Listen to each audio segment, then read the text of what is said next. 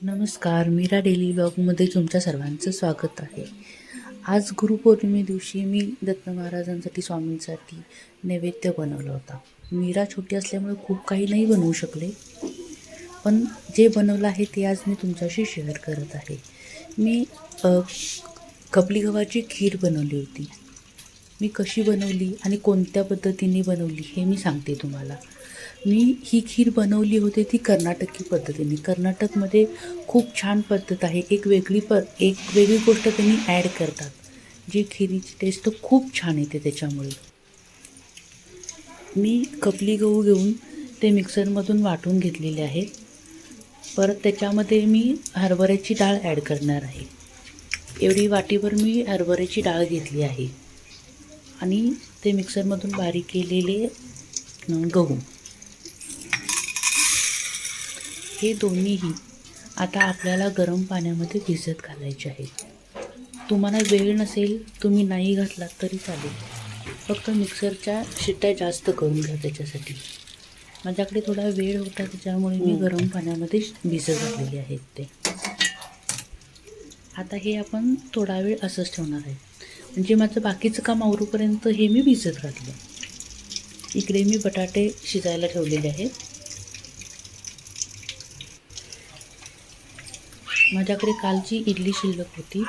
मग देवांच्या बाबांना इडली आणि चटणी हवी होती, त्याच्यामुळे मी आता चटणी तयार करून घेतली व त्यांना इडली खायला दिली. इकडे आपले बटाटे पण उकडतात, तिकडे इडली पण गरम होती. तोपर्यंत देवांशला स्कूलमध्ये शिराच आज हवा होता. मी आज त्याच्यासाठी शिऱ्याची रेसिपी केली. आता मी हे गहू आणि हरभऱ्याची डाळ हे दोन्ही एकत्र करून मी आता कुकर लावणार आहे. इकडे शिरा आपला तयार आहे. आता मी ते शिजत घालणार आहे. त्याच्यासाठी मी खारीक घेतली आहे, खोबऱ्याचे छोटे छोटे काप घेतलेले आहेत आणि थोडेसे तांदूळ घेतलेले आहेत. हे आपण कुकरमध्ये घालूया सगळं.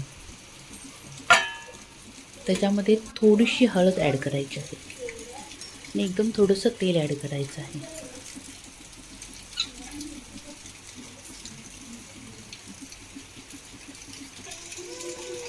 आता आपण खीर शिजायला ठेवली आहे आणि दुसऱ्या बाजूला मी भात लावलेला आहे. मीराला बघत बघत करणं हे खूप अवघड होतं. मीरा थोडा वेळ झोपली, तेवढ्या वेळेत मी पटकन देवपूजाही करून घेतलेली आहे, कारण परत देवपूजा होत नाही करायला म्हणून. माझी देवपूजा झालेली आहे.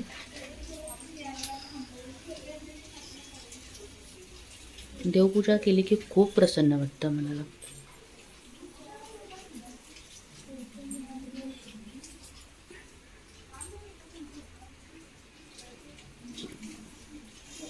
तेवढ्यात देवांश पण आलेला आहे. देवांश पण पूजेसाठी आवरून तयार झाला. त्यांनीही थोडीशी पूजा केली देवाची. त्यालाही खूप आवड आहे देवपूजेची, जपची. आता मी इकडं बटाट्याची भाजी फोडणी टाकून घेणार आहे. आता याच्यामध्ये जिरे मोहरी घालून घ्यायचं आहे.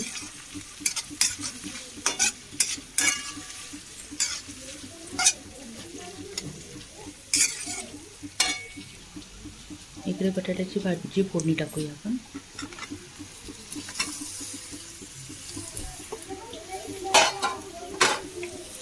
कांदा व्यवस्थित छान भाजला की त्याच्यामध्ये हळद, मिरची हे सगळं घालून घ्यायचं व बटाटे घालून मी परतून घेतलेलं आहे.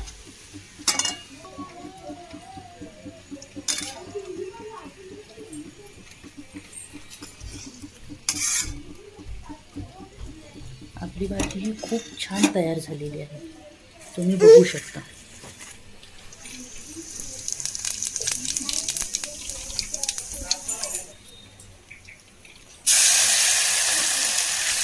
इकडे मी डाळीची आमटी करून घेते. डाळ ही कुकरला लावली होती, मी तुम्हाला सांगायला ते विचारले. मी थोडं खोबरं, कोथिंबीर आणि लसूणची पेस्ट केली होती, ती मी थोडी ॲड करा. डाळीच्या आमटीमध्ये खूप छान लागते. टोमॅटो टाकायला विसरले, त्याच्यामुळे मी थोडे टोमॅटो नंतर ॲड केले त्याच्यामध्ये.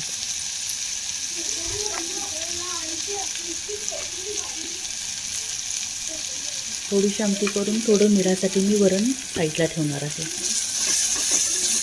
फक्त डाळ बाजूला काढणार आहे. त्याच्यामध्ये तिखट घातलं.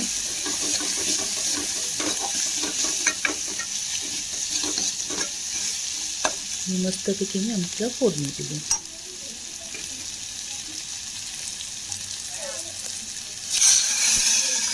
मीरा छोटी असल्यामुळे खूप काही करणं खूप झालेलं नाही आहे. त्याच्यामुळे जेवढं जमलं तेवढं करायचा मी प्रयत्न केला, कारण त्या दिवशी मीराला घेणारं कोणीच नव्हतं घरात. तिला बघत बघत सगळं करायचं होतं.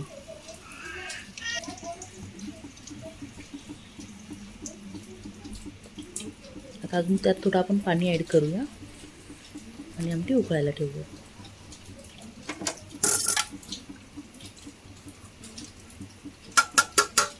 इकडे आपली खीर शिजून तयार आहे. आता आपण त्याच्यामध्ये वेलची पूड, जायफळ आणि गूळ घालणार आहोत. थोडा खोबऱ्याचा किस मी करून ठेवलेला आहे, तो ॲड केला. आता त्याच्यामध्ये हा मी अर्धा किलोला एकदम थोडासा गूळ मी साईडला ठेवला, नसेल तर अर्धा किलो घातलेला आहे गूळ. थोडी खीर गोड असेल तरच छान लागते. आणि त्याच्यामध्ये हरभरा डाळ घातलेली आहे ना आपण, त्याच्यामुळे या खीरीला टेस्ट इतकी छान येते की तुम्हीही नक्की ट्राय करून बघा. कर्नाटकमध्ये खीर खूप प्रसिद्ध आहे. प्रत्येक फंक्शनला खीरच असते. तुमचं लग्न असू दे, बारसा असू दे, कुठलाही फंक्शन असते, खीर ही कंपल्सरी असते. पण टेस्ट खूप छान असते या खीरची. त्याच्यामुळे ही नवीन पद्धत मी आज तुमच्याशी शेअर करते आहे. याच्यामध्ये मी अर्धं जायफळ घातलेलं आहे एवढ्या खीरीमध्ये.